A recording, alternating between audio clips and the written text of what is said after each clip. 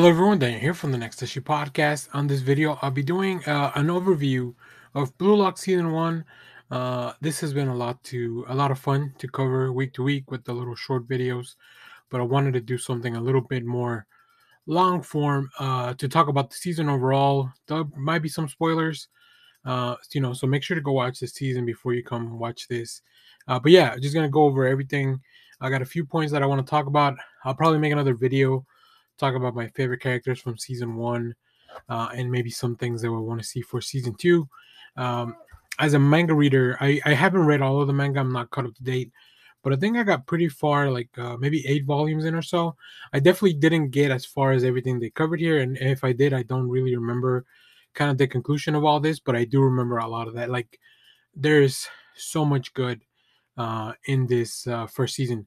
So I think one of the first things I want to talk about is the anime debut lining up with the World Cup just added such an extra fun layer, just of like hype, because it was all about soccer at that time, right? We had Blue Lock.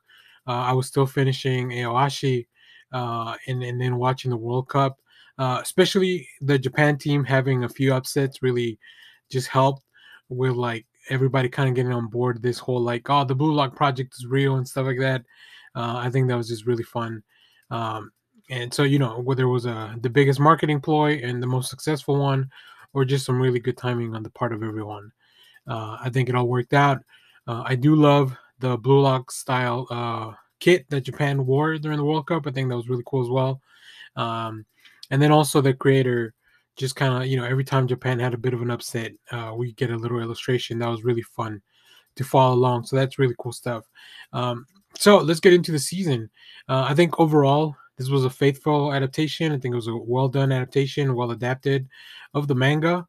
For the most part, it had really good pacing and it really focused on a lot of the main issues. I'm sure there's some minor changes that I'll need to go back and read through some of the manga to like kind of keep going. I also watched this subtitled, so I want to go back and rewatch it in the dub because I think a lot of people are praising the dub, and I've seen some TikTok highlights, which I think really add some fun stuff. Um, so yeah, I'm very hyped about the introduction of a lot of the characters from the manga. I think there's so many interesting personalities that, as we were seeing them come into the picture, that was really fun. And I love how the first episode really subverts any expectation of what this could have been. Um, Haiku did a very similar thing where we think that the main two characters are going to be rivals, but then they really turn out to be playing for the same team.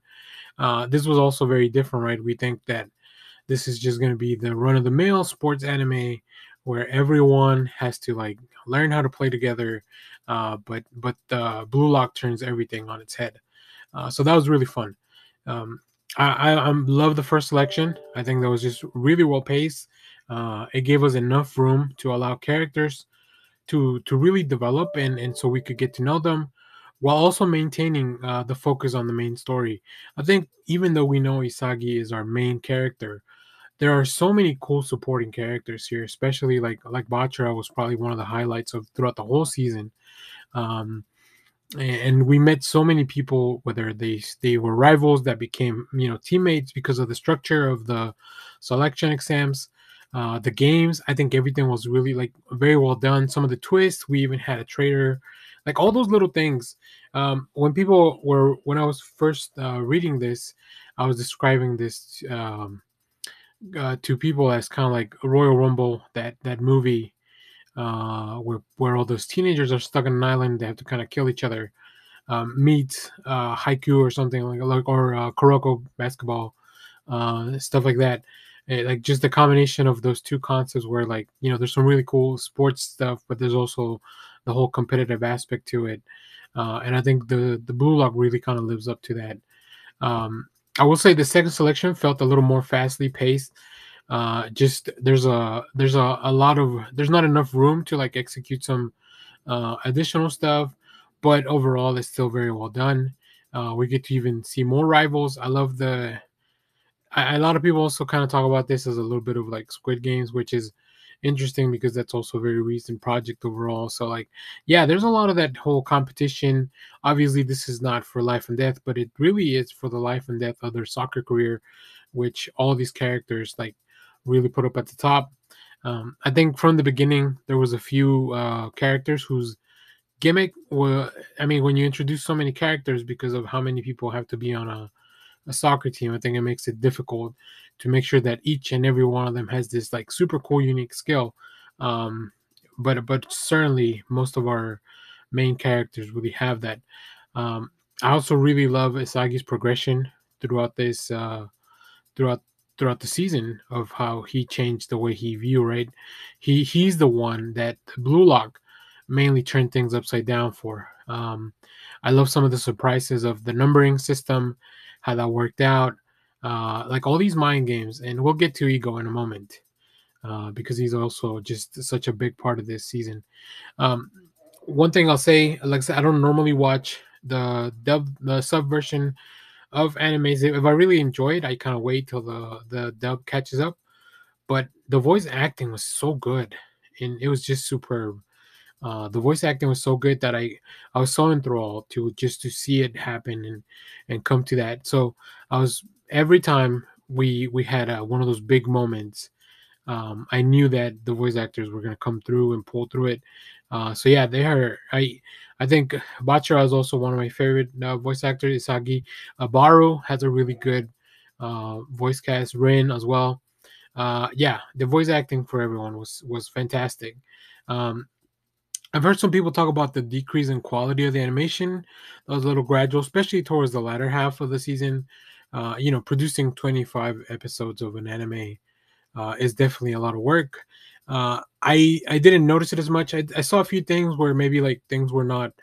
I feel like at the beginning we got like these really extended sequences, where at towards the end it was a little bit more of like these slow pace, slow motion. But that also kind of fit into what we were doing, right? Exploring these new aspects of their soccer style. So I don't know. It's really subjective there, but I think overall, like the animation was top tier for some of the stuff that's coming out.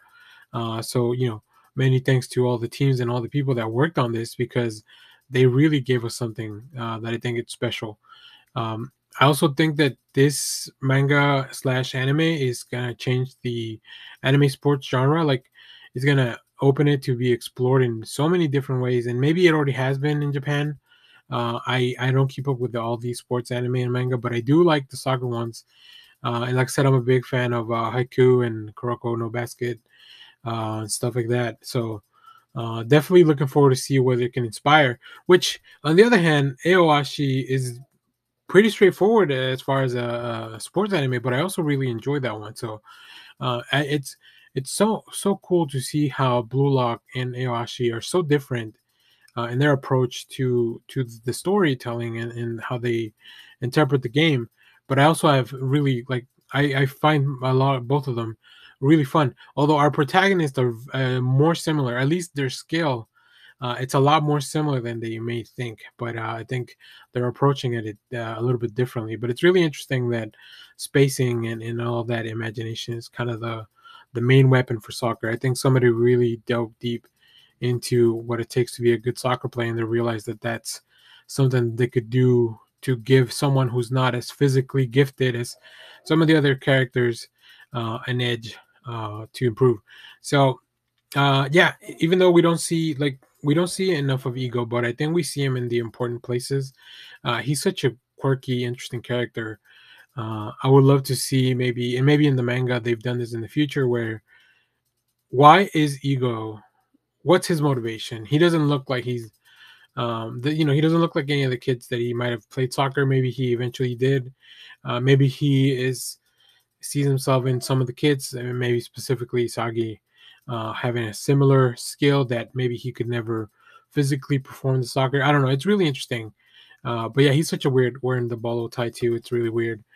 Such a fun character design and his little quirks of eating the spicy ramen and all that. I love how many food jokes there are all throughout the season. I think that's really fun to include, and just a really fun trope overall. Um, One of the other things that I really enjoyed were the characters' auras. Like, I think each of the characters is specifically suited to a color, and then as we were putting the team together, these auras overtaking each other and stuff, they really added some vibrancy to the show, which I really appreciated. Um, One of my favorite things was the additional times after the credits. They were so much fun. They were like just not serious at all and just weird and quick. Like those are the things I saw the most, I think, on TikTok when for Blue Lock.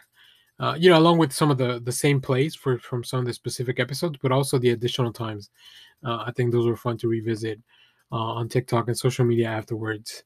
The music for the show is great.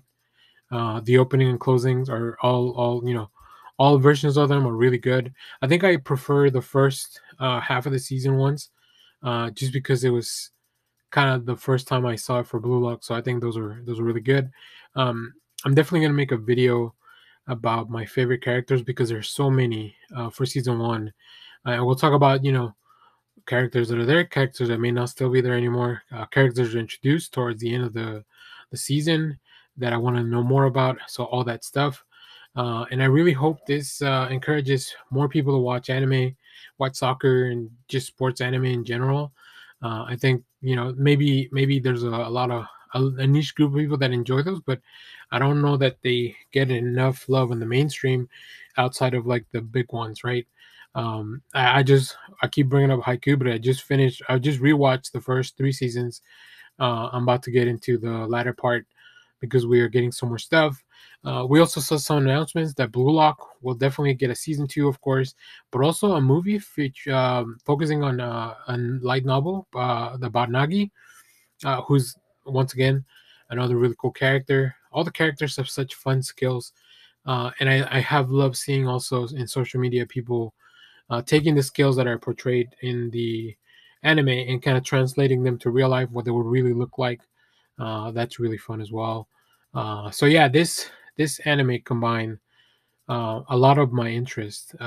Just the anime, the school protagonist, this whole twist on everything. Like I'm a big fan of Saw and what's it called?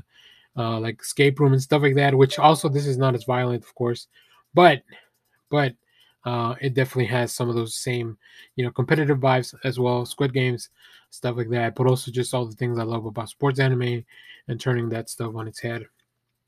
So yeah, I love season one of Blue Lock. I can't wait to rewatch the dub now that it's completed.